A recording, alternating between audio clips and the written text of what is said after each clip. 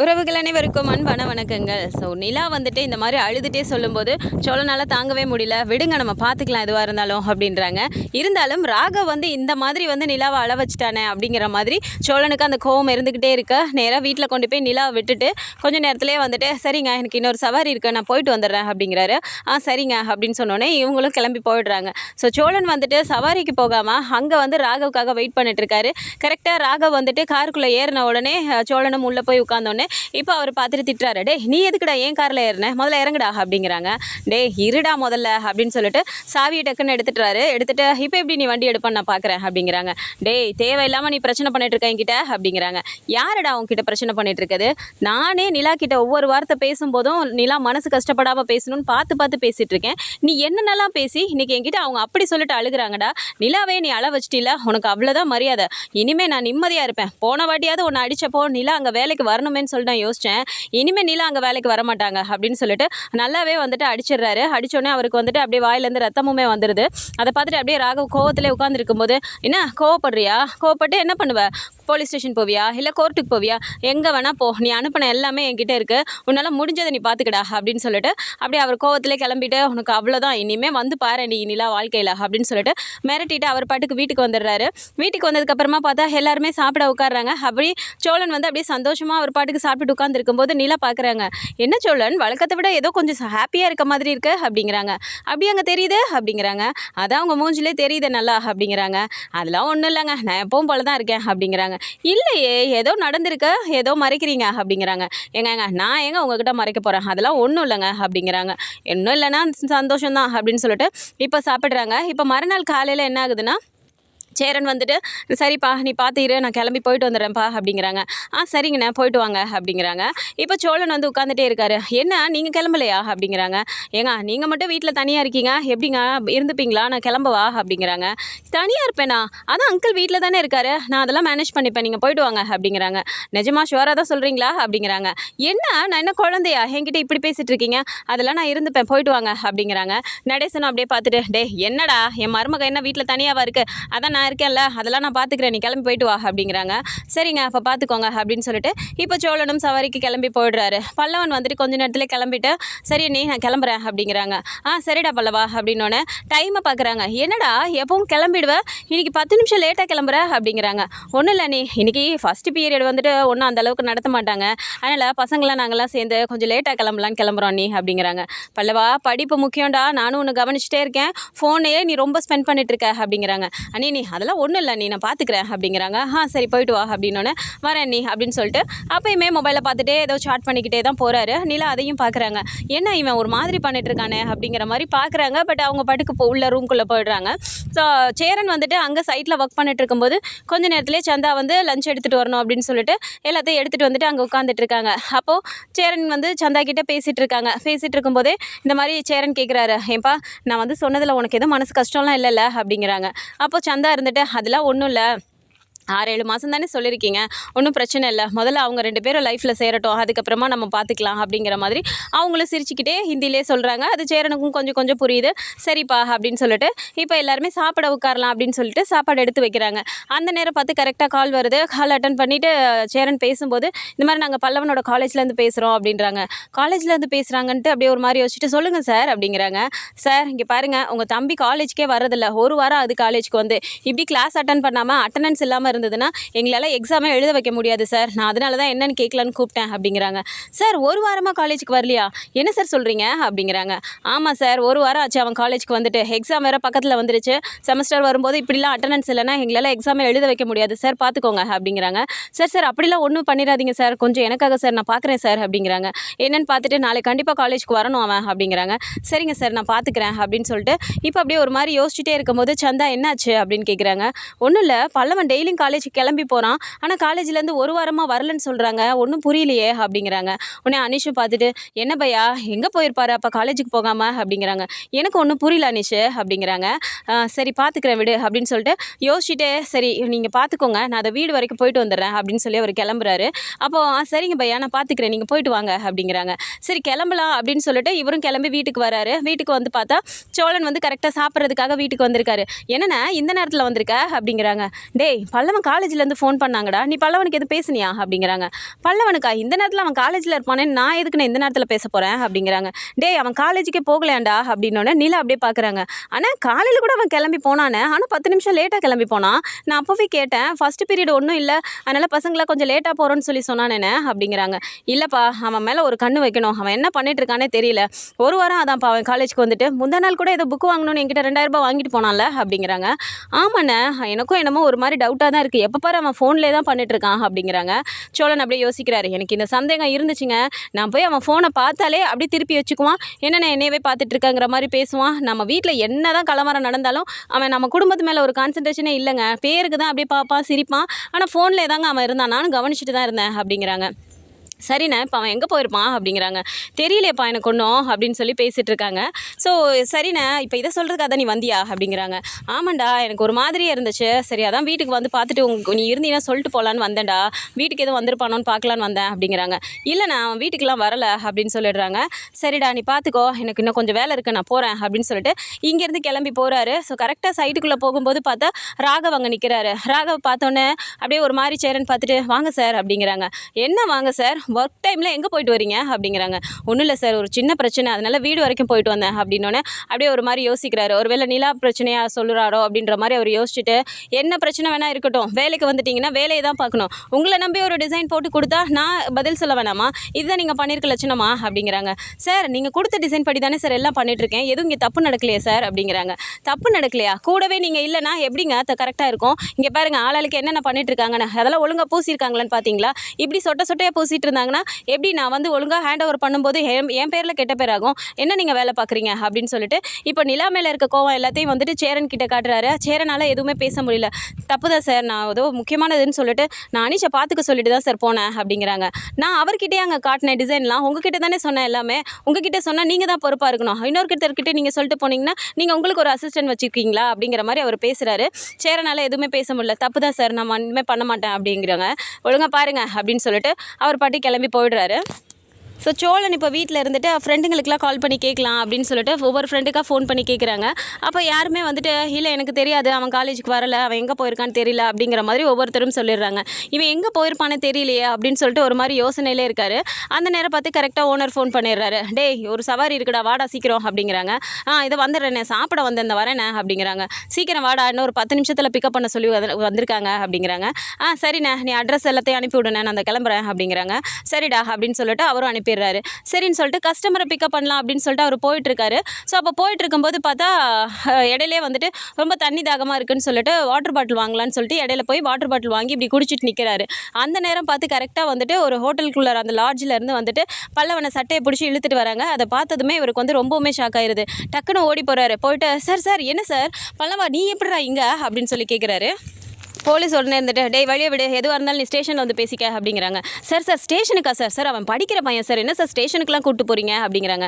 படிக்கிற பையனா? அவன் பார்க்குற வேலையாடா இது, அவன் என்ன மாதிரி வேலை பார்த்துருக்கான்னு உனக்கு தெரியுமா அப்படின்னு சொல்லி கேட்குறாங்க.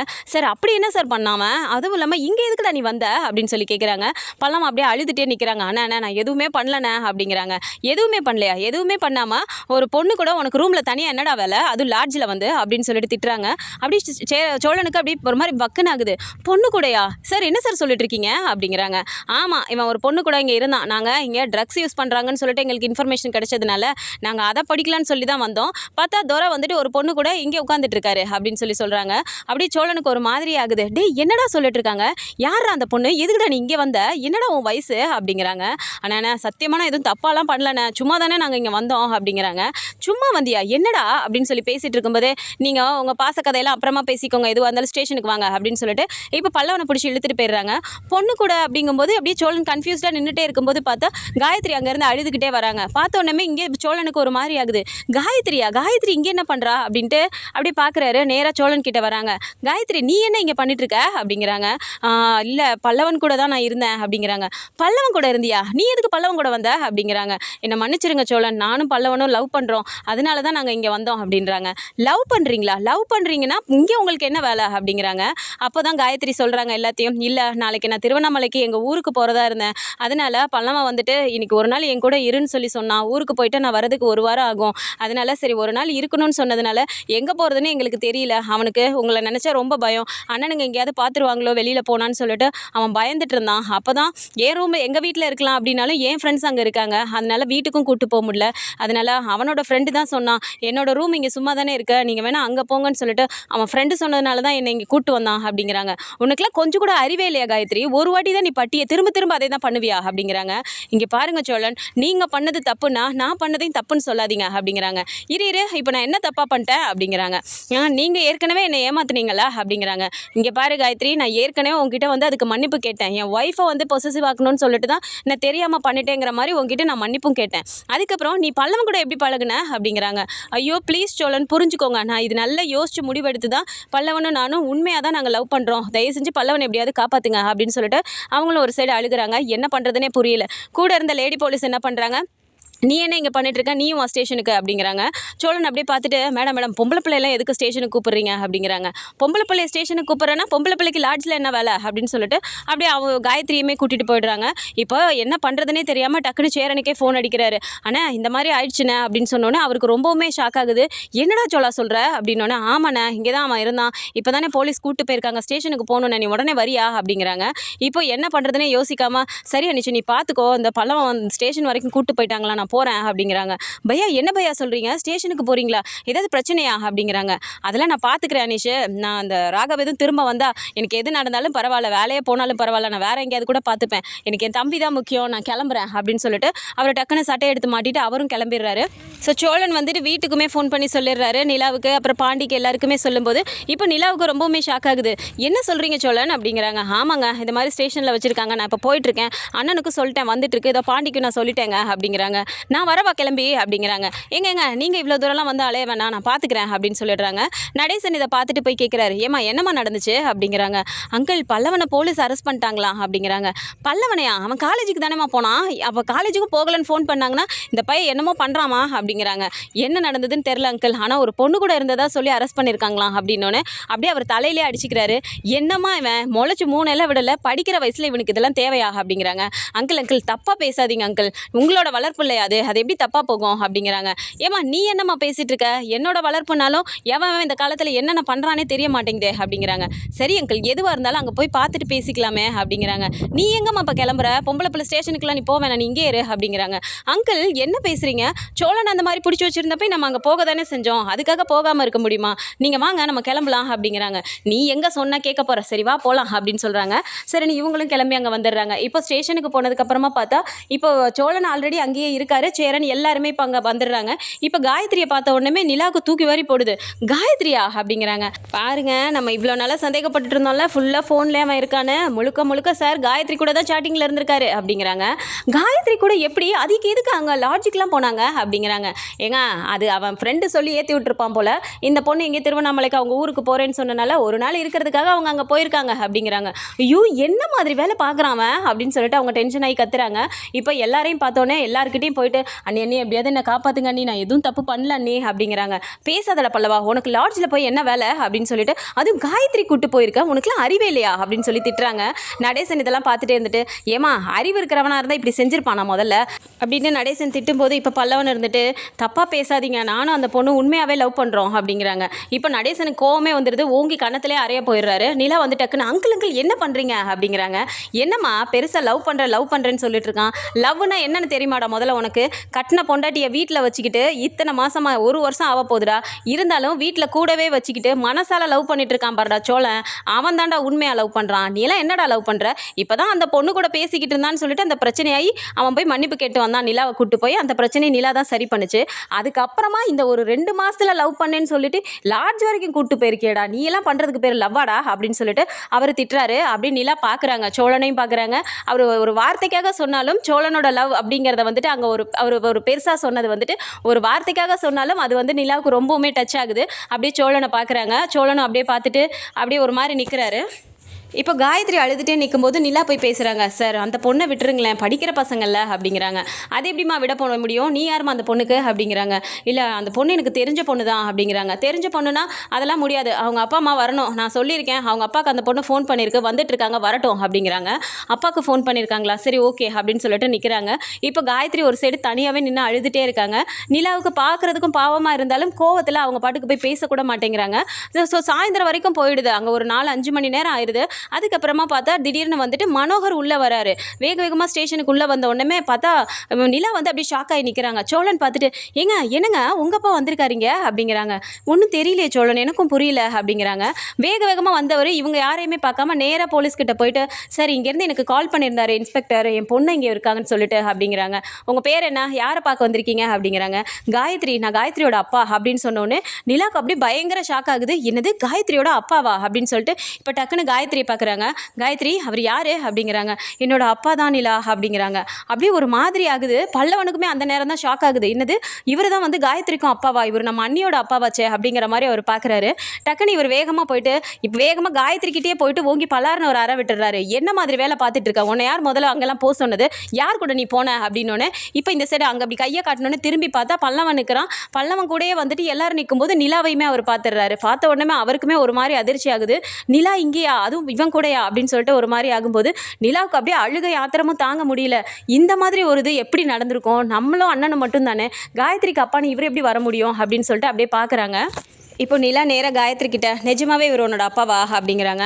ஆமாம் நிலா, இவர் தான் என்னோட அப்பா அப்படின்னு சொல்லி சொன்னோன்னே அப்படியே நிலாவுக்கு சரியான கோவம் வருது. நேராக மனோகரை பார்த்துட்டு சீ அப்படின்னு சொல்லிட்டு திட்டிட்டு நேராக இங்கிட்டு போய் ஓரமாக நின்றுக்கிறாங்க. அப்போ காயத்ரிக்கு ஒன்றுமே புரியல. இருந்தாலும் அந்த ஒரு கில்ட் ஃபீலோடு அவங்க நிற்கும்போது நிலா எதுக்காக இப்படி ரியாக்ட் பண்ணுறாங்கங்கிறது அவங்களுக்கு புரியவே இல்லை. மனோகருக்கு இந்த இடத்துல ரொம்பவுமே ஒரு மாதிரி ஆகுது. என்ன விஷயம் தெரியக்கூடாதுன்னு நம்ம நிலாவுக்கு நினச்சோமோ அவன் முன்னாடியே இப்படி நடந்துருச்சே அப்படின்னு சொல்லிட்டு அந்த கோவம் வந்து காயத்ரியால் தானே நடந்துச்சுன்னு சொல்லிட்டு இப்போ காயத்ரி சைடு திரும்பினாலும் இருந்தாலும் வெளியே கூட்டு வரணுமே அப்படிங்கிற மாதிரி போய் போலீஸ்கிட்ட பேசுகிறாரு. அப்போ அங்கே போய் பேசும்போது விட்டுருங்க அப்படின்னு சொல்லும்போது, எப்படி சார், இதோ அந்த பையனுக்காக அவங்களும் தான் பேசிகிட்டு இருக்காங்க, நீங்கள் வந்து உங்கள் பொண்ணை இப்போ நான் விட்டேன்னா அப்போ அவங்க அந்த பையனையும் நான் விடுற மாதிரி இருக்கும்ல அப்படிங்கிறாங்க. சார் அதை பற்றிலாம் எனக்கு கவலை இல்லை, நீங்கள் என் பொண்ணை நீங்கள் ரிலீஸ் பண்ணி தான் ஆகணும் அப்படிங்கிற மாதிரி அவர் இன்னும் யாருக்கோ ஹையர் அஃபிஷியலுக்குலாம் பேசுகிறாரு. இருந்தாலும் அந்த இடத்துல காயத்ரி ஒரு சைடு கில்ட்டாக நிற்கிறாங்க. இப்போது பல்லவனை கூப்பிடுறதுக்காக எல்லாருமே வந்துட்டு ஒரு கோவத்திலே நின்றுட்டுருக்காங்க. ஸோ லவ்னா வந்துட்டு சோழன் பண்ணுறது தான் லவ் அப்படின்னு சொல்லிட்டு இப்போ நடேசன் சொன்னதாக இருக்கட்டும், அதே மாதிரி காயத்ரிக்கும் வந்து மனோகர் தான் அப்பா அப்படிங்கிறது நிலாவுக்கு தெரிஞ்சதாக இருக்கட்டும், இந்த மாதிரி விஷயத்துலையாவது இனிமேல் சோழன் வந்துட்டு நிலாவும் சோழனும் சேருவாங்களா, சோழனோட காதலை வந்துட்டு அவங்க ஏற்றுட்டு தன்னோட காதலை வந்து சோழன் கிட்ட சொல்லுவாங்களான்னு பார்க்கலாம். ஆனால் ஒரு சைடில் வந்துட்டு நிலாவும் சோழனும் சேர்ந்தாதான் சேரன் கல்யாணம் பண்ணுவேன் அப்படின்னு சொல்லியிருக்காரு. சேரனோட கல்யாணம் நடந்தால் தான் வந்துட்டு பாண்டி கல்யாணம் பண்ணுவேன்னு சொல்லிட்டு இருக்காரு. ஆனால் இதெல்லாம் தாண்டி இப்போ பல்லவன் இந்த மாதிரி ஒரு விஷயம் பண்ணியிருக்கிறது எந்த வகையில் போய் முடியுது அப்படிங்கிறத நம்ம பொறுத்திருந்து பார்க்கலாம். ஸோ இந்த மாதிரியான கதைக்களம் வந்தால் நல்லா இருக்கும்னு நினச்சிங்கன்னா மறக்காம நம்மளோட சேனலை சப்ஸ்கிரைப் பண்ணிக்கோங்க. அண்ட் வீடியோ பிடிச்சிருக்கு அப்படின்னா சின்னதாக லைக்கை மட்டும் கொடுத்துருங்க. தேங்க்ஸ் ஃபார் வாட்சிங்.